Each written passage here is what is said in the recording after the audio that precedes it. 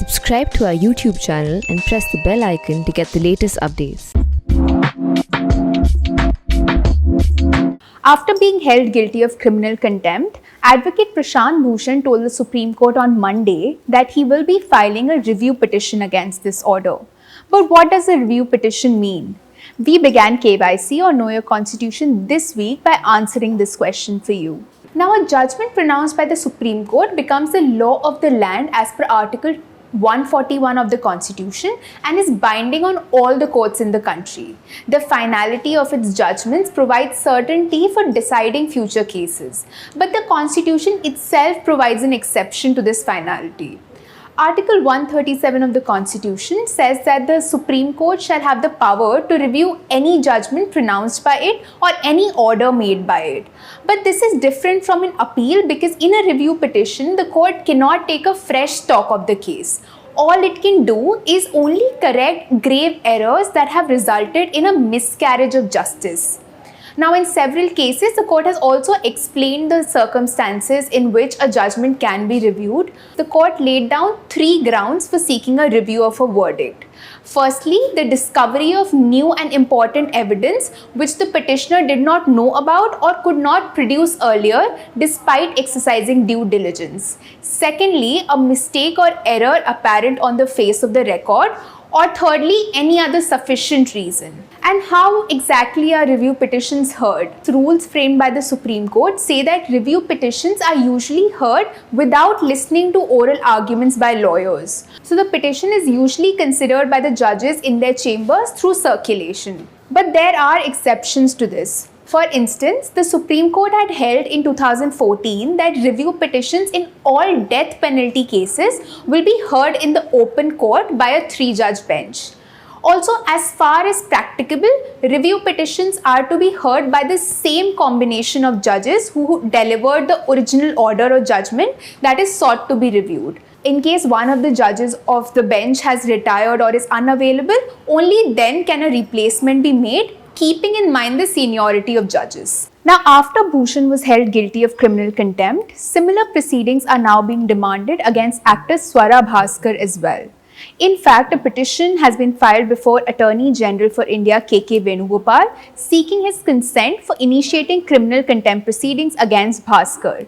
The petition has cited certain remarks passed by Bhaskar on the Supreme Court's judgment in the Babri Masjid Ram Janmabhoomi land dispute. But why has the Attorney General's consent been sought? Now, Articles 129 and 215 of the Constitution specifically allow the Supreme Court and the High Courts respectively to punish people for contempt of courts.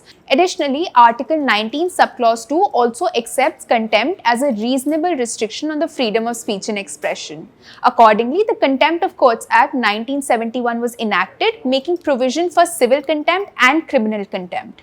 It is Section 15 of this Act that lists down the ways in which criminal contempt proceedings can be initiated against anybody. The first method is that the Supreme Court or the High Court can initiate proceedings on its own, that is, they can take suo motu cognizance of any incident. So the contempt proceedings against former Calcutta High Court Judge Justice C.S. Karnan were actually initiated suo motu by the Supreme Court. Secondly, the court can initiate criminal contempt proceedings on a motion filed by the Advocate General himself. Now, as per the provision, Advocate General would mean the Attorney General or the Solicitor General in the Supreme Court, and for the High Court, it would mean the Advocate General of the state. Thirdly, the court can do it on a motion filed by anybody else as well, but this can happen only if the Advocate General gives his consent. So it is under this law that Venugopal's consent has now been sought for contempt action against Bhaskar. In the past, Attorney Generals have chosen to not give their consent for such proceedings as well. For example, back in July 2018, Venugopal had refused to grant consent to a lawyer who had sought to initiate contempt action against senior advocate Kapil Sibal. The lawyer wanted contempt proceedings against Sibal, alleging professional misconduct on his part while he was arguing on a petition challenging the dismissal of the impeachment motion against former Chief Justice of India Deepak Mishra. In 2016, former Attorney General Mukul Rohatgi had also refused to grant similar consent for initiating contempt proceedings against Kanhaiya Kumar, Umar Khalid and a few others for their remarks on the execution of Parliament attack convict Afzal Guru.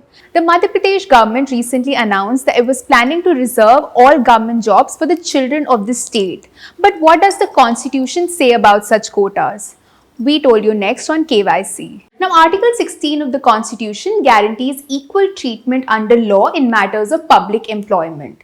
The second clause of this article also bars the state from discriminating on the grounds of place of birth or residence in cases of public employment. However, Article 16(3) does say that despite this prohibition, the Parliament can make any law prescribing a requirement of residence for jobs in a particular state. But this power is given expressly only to the Parliament and not to the states. So while domicile-based reservations have been implemented in education, courts have been reluctant to expand this to government jobs. Accordingly, in the past, the Supreme Court has ruled against a reservation based only on the place of birth or residence. For example, in 2002, the Supreme Court struck down the appointment of government teachers in Rajasthan. According to the scheme, the State Selection Board gave preference to applicants belonging to the district or the rural areas of the district concerned. In 2018, the Madhya Pradesh High Court also struck down a government notification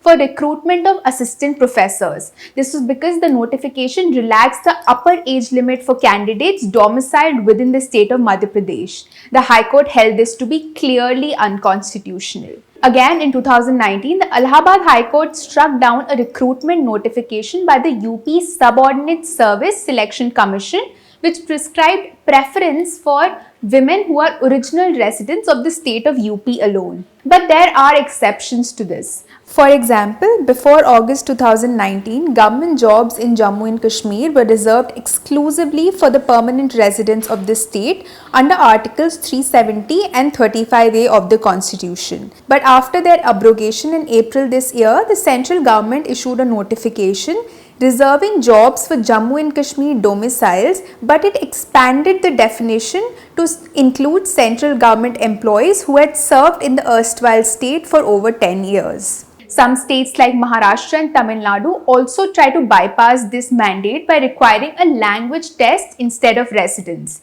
This indirectly ensures that local residents are preferred for jobs. This is Apurva Mandhani for The Print. For more such videos, subscribe to our YouTube channel and follow us on Twitter, Instagram and Facebook.